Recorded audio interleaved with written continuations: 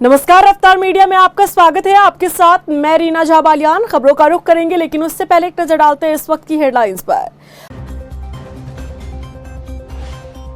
Uttarkashi tunnel में फंसी 40 जिंदगियों को बचाने की जद्दोजहद जारी। स्पॉट पर पहुंची हेवी ऑगर ड्रिलिंग मशीन, प्रति घंटे 5 मील मलबा करेगी पार। उत्तरकाशी टनल में अब भी फंसे 40 मजदूर। हादसे को लेकर नवयुग कंपनी पर उठ रहे सवाल। नियमों की अनदेखी कर चल रहा था टनल का निर्माण कार्य।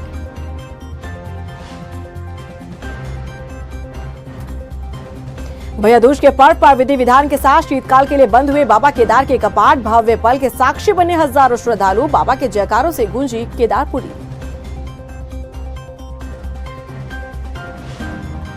धून लूट मामले में अब तक खाली है पुलिस के हाथ। आरोपियों का सामने आया क्राइम रिकॉर्ड। कई राज्यों में अपराधियों के खिलाफ दर्ज है मुकदमा।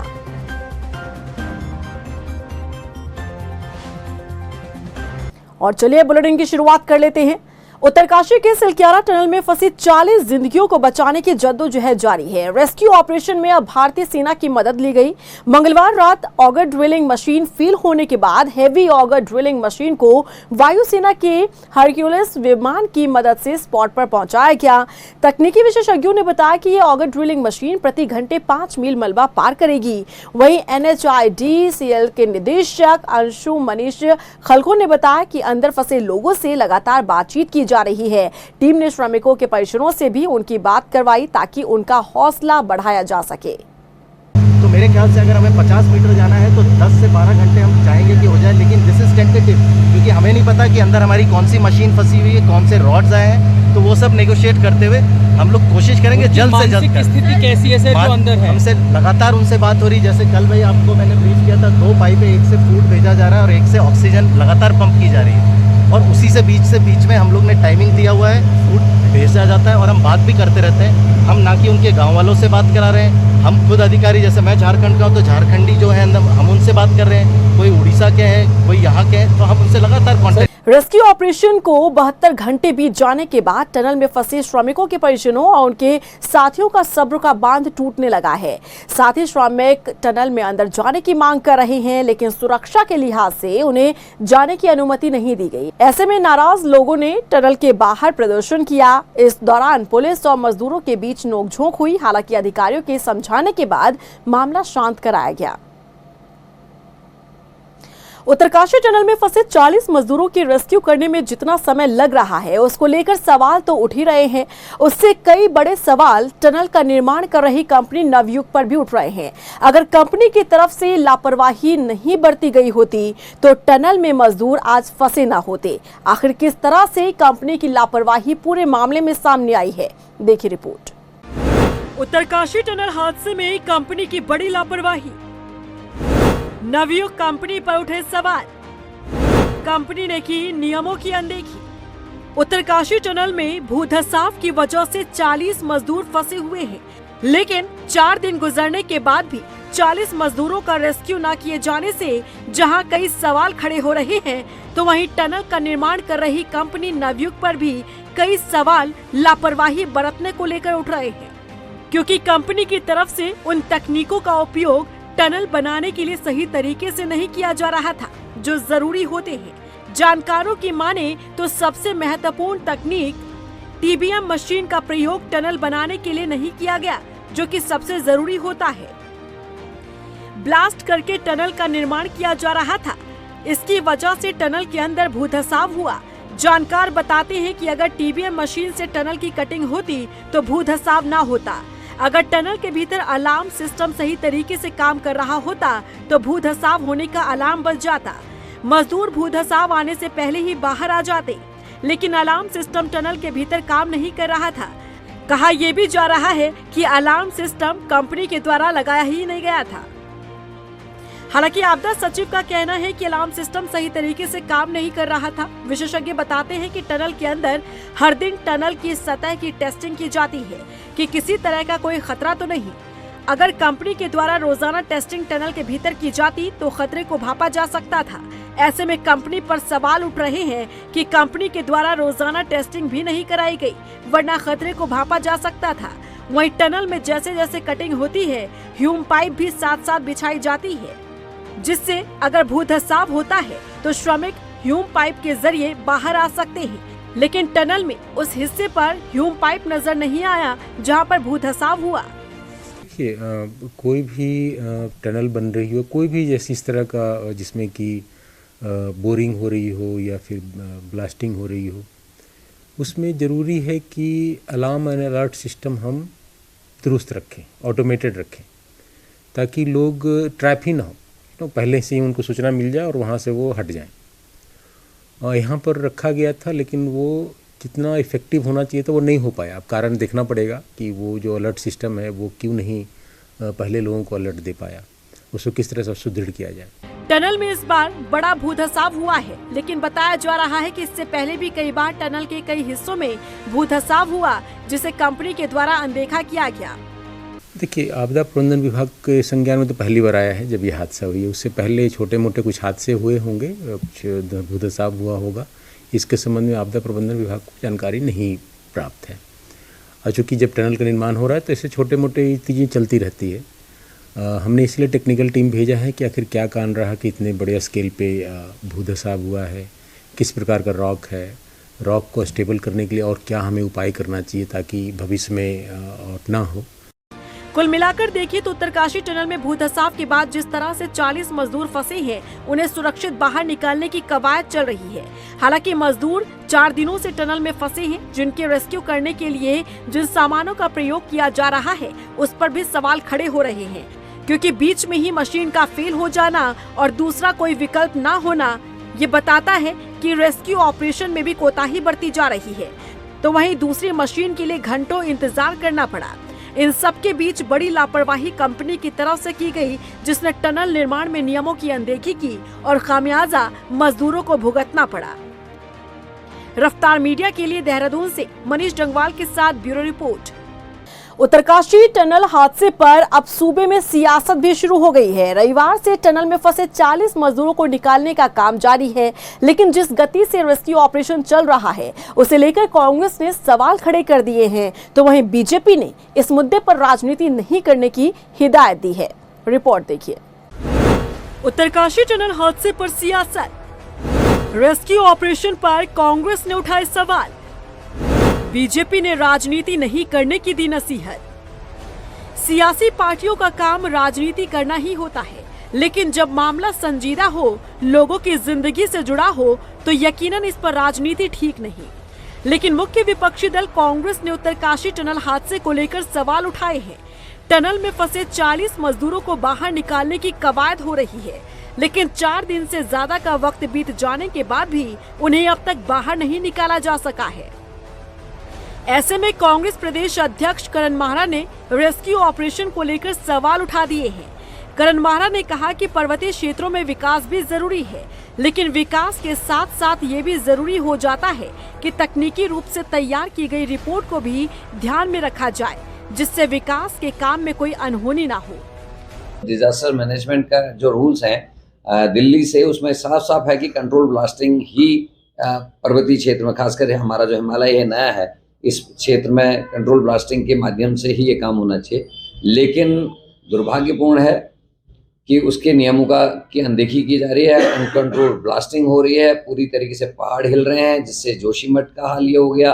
उसके अलावा आपने देखा होगा उत्तरकाशी, उसके अलावा कई क्षेत्र ऐसे हैं जिनमें भूधसा हुआ है, मकानों को खतरा बना है, और अभी ये नई घटना घटी है। इनके पास कोई ऐसी मशीनरी नहीं है जिसके माध्यम से ये जल्दी से जल्दी ड्रिलिंग करके अंदर तक जा सके, लोगों की जान बचा सके।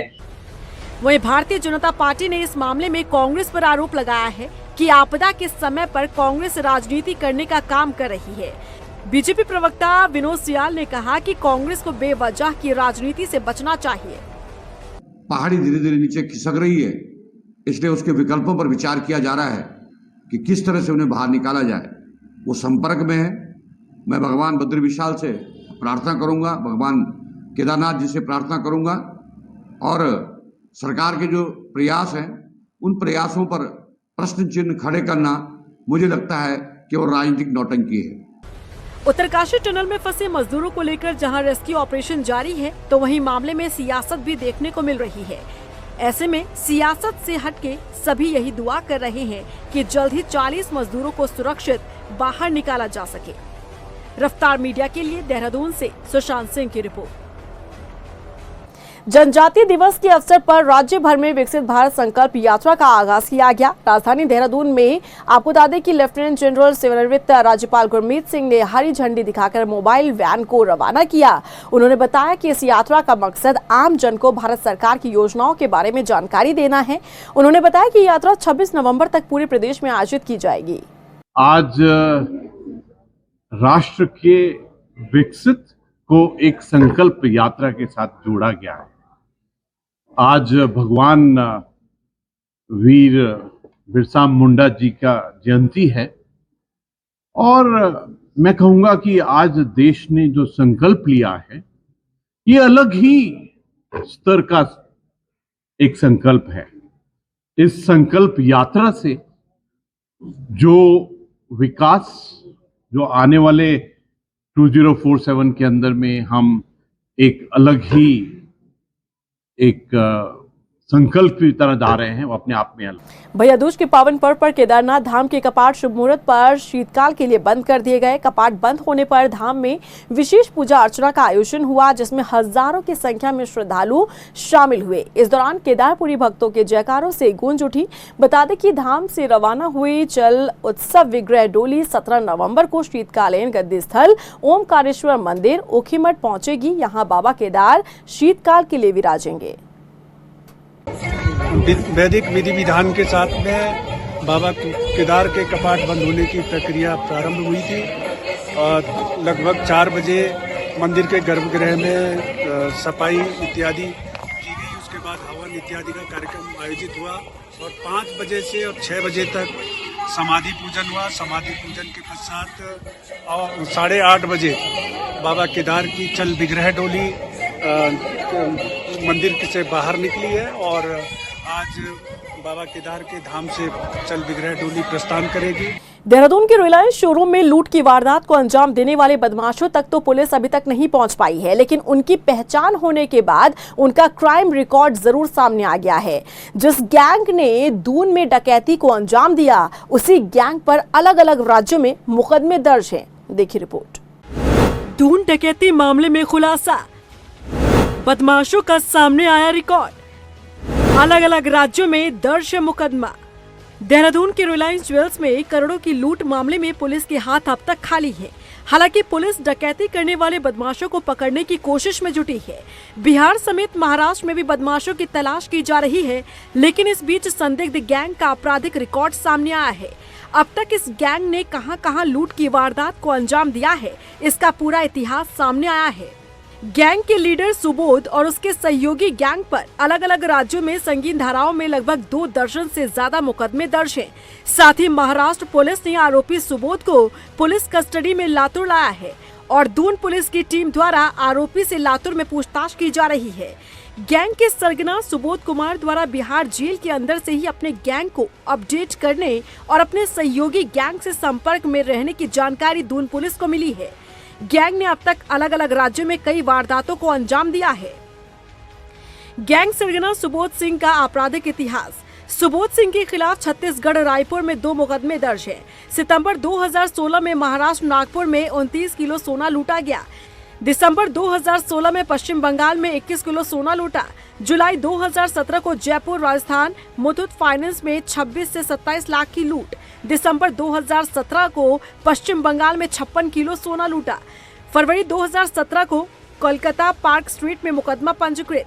जून 2017 में पश्चिम बंगाल में मुकदमा पंजीकृत। जनवरी 2017 को छत्तीसगढ़ में मुकदमा दर्ज। 2017 में पश्चिम बंगाल और जयपुर राजस्थान में मुकदमा दर्ज। 2018 में पटना में मुकदमा पंजीकृत। जुलाई 2019 को बिहार और महाराष्ट्र में मुकदमा दर्ज। एसएसपी अजय सिंह के मुताबिक आरोपी सुबोध कांत और उसके सहयोगी गैंग द्वारा फाइनेंस कंपनियों, ज्वेलर्स शोरूम और बैंक को टारगेट करते हुए हथियारों के दम पर लूट की घटनाओं को अंजाम दिया जाता है। साथ ही आरोपी और उसके साथियों के खिलाफ अलग अलग राज्यों में मुकदमे दर्ज हैं। वहीं जिन ज्वेलरी शोरूम को लुटेरे टारगेट कर रहे हैं, वहां करोड़ों का सामान होने के बावजूद भी सुरक्षा के इंतजाम नाकाफी है। देश भर में विभिन्न राज्यों पर रिलायंस ज्वेलरी शोरूम में लगातार हो रही लूट की वारदातें, लेकिन बावजूद इसके लगातार सुरक्षा मानकों को ताक पर रखा जा रहा है। क्या इसके पीछे इंश्योरेंस क्लेम का खेल तो नहीं? इस एंगल से भी पूरे मामले की जांच की जा रही है। रिलायंस शोरूम लूट मामले में शोरूम संचालक की भी बड़ी लापरवाही देखी गई। शोरूम संचालक द्वारा सुरक्षा मानकों की अनदेखी करते हुए शोरूम में करोड़ों की ज्वेलरी होने के बावजूद भी मात्र एक महिला गार्ड को डंडे के साथ सुरक्षा के लिए नियुक्त किया गया था। इसके साथ ही शोरूम के अंदर कोई अलार्म सिस्टम नहीं लगाया गया, जिससे किसी इमरजेंसी के समय पुलिस और अन्य लोगों को सूचित किया जा सके। जबकि पश्चिम बंगाल और महाराष्ट्र में एक साल के अंदर रिलायंस ज्वेलरी शॉप पर डकैती की बड़ी वारदात होने पर भी कोई नियम अनुसार कदम नहीं उठाया गया। संचालकों द्वारा अपनी दुकान में करोड़ों का सामान रखने के बावजूद भी खुद सुरक्षा के प्रबंध नहीं किए जा रहे हैं। बहरहाल इस पूरे मामले में गहनता के साथ पुलिस जांच कर रही है, लेकिन फिलहाल अभी तक लुटेरे पुलिस की गिरफ्त से बाहर हैं। लेकिन इनका क्राइम रिकॉर्ड ये बताता है कि दून में लूट की वारदात को अंजाम देना इन लुटेरों के लिए कोई नई बात नहीं है। फिलहाल इंतजार है बदमाशों तक पुलिस के पहुंचने का, ताकि पूरे मामले की सच्चाई सामने आ सके। रफ्तार मीडिया के लिए देहरादून से हिमांशु चौहान के साथ ब्यूरो रिपोर्ट। राजधानी देहरादून में बढ़ रही ट्रैफिक पुलिस प्रशासन के लिए एक चुनौती बनता जा रहा है। शहर के हालात ऐसे हैं कि हर चौक चौराहों पर लोगों को जाम का झाम झेलना पड़ता है। वहीं एसपी ट्रैफिक सर्वेश पवार मानते हैं कि शहर में बढ़ता वाहनों का दबाव और यहां पर स्मार्ट सिटी के कार्य जाम की मुख्य वजह है। उन्होंने बताया कि ट्रैफिक पुलिस इस समस्या से निपटने के लिए कई कार्य योजनाओं पर काम कर रही है। कुल स्मार्ट सिटी के कार्य से जैसे जगह जगह पर गड्ढे खुदे, रोड बन रही है, तो उससे डेफिनेटली जो ट्रैफिक है हमारा वो प्रभावित होता है कहीं ना कहीं से। लेकिन जहाँ जहाँ से उनका काम कार्य अभी जो पूरा होता जा रहा है, वहाँ पे जो कंडीशन है वो नॉर्मल होती जा रही है हमारी, और आगे भी जैसे ही उनका कार्य पूरा होगा तो फिर से उसके बाद, क्योंकि काफ़ी चीज़ें उनके काम होने के बाद, जैसे लाइट्स हो गया, लेफ्ट टर्न की जो हम बात करते हैं वो उसके बाद ही होगा, तो डेफिनेटली उसके बाद जो ट्रैफिक है वो हमारा और अच्छे से चलेगा। रुड़की कोतवाली में एक भाई दहेज लोभियों की शिकायत लेकर थाना पहुंचा। उसने बताया कि उसकी बहन का रिश्ता मुजफ्फरनगर निवासी से हुआ है। 3 दिसंबर को दोनों की शादी होनी थी, लेकिन दहेज की मांग पूरी न होने की वजह से ससुराल पक्ष शादी से इनकार कर रहा है। वहीं पुलिस ने इस मामले में तहरीर दर्ज कर ली है।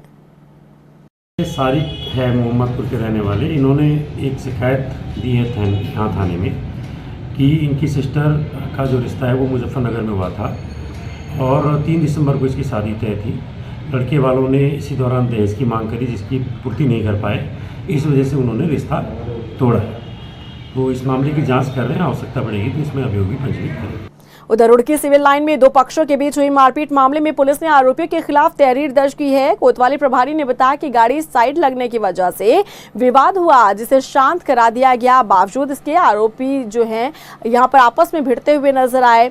बता दें कि पुलिस ने सीसीटीवी फुटेज के आधार पर 3 आरोपियों को हिरासत में लिया है। ये एक नवीन अग्रवाल हैं, आदर्श नगर के रहने वाले। इनके बेटे के साथ में कुछ लड़कों का रोड रेसिंग को लेकर कोई झगड़ा हुआ था रुड़की टाकीज पे। उसके बाद वो झगड़ा वहाँ पर निपट गया था। उसके बाद दूसरे पक्ष ने जब ये घर जा रहा था रात को आदर्श नगर, तो आदर्श नगर में जो मलकपुर चुंगी तिराहा पड़ता है, उसमें इन्होंने 10-15 लड़कों ने घेर करके, जब उनको घेर लिया तो उस लड़के ने फिर अपने फादर यानी कि जो हमारे कंप्लेनेंट हैं उनको बुलाया। वो मौके पहुँचे, उन्होंने काफ़ी समझाने की कोशिश करी मारपीट के बीच में कि भाई मारपीट मत करिए, लेकिन उनमें से कुछ लड़कों ने इन पर जो है रॉड से हमला किया और रॉड से हमला करने के कारण उनके 5 जगह पर जो है वो गंभीर चोटें आई, जिनका भी एक्सरे कराया जा रहा है। अभी फिलहाल मुख्य आरोपी से 2 लोगों को इसमें गिरफ्तार किया गया है। और इसी के साथ फिलहाल इस बुलेटिन में बस इतना ही, लेकिन चलते चलते एक नजर डालते हैं इस वक्त की हेडलाइंस पर। उत्तरकाशी टनल में फंसी 40 जिंदगियों को बचाने की जद्दोजहद जारी। स्पॉट पर पहुंची हैवी ऑगर ड्रिलिंग मशीन, प्रति घंटे 5 मील मलबा करेगी पार। उत्तरकाशी टनल में अब भी फंसे 40 मजदूर। हादसे को लेकर नवयुग कंपनी पर उठ रहे सवाल। नियमों की अनदेखी कर चल रहा था टनल का निर्माण कार्य।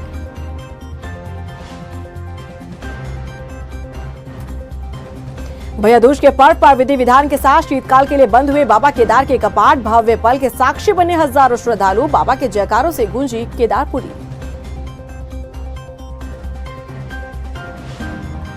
दून लूट मामले में अब तक खाली है पुलिस के हाथ। आरोपियों का सामने आया क्राइम रिकॉर्ड। कई राज्यों में अपराधियों के खिलाफ दर्ज है मुकदमा।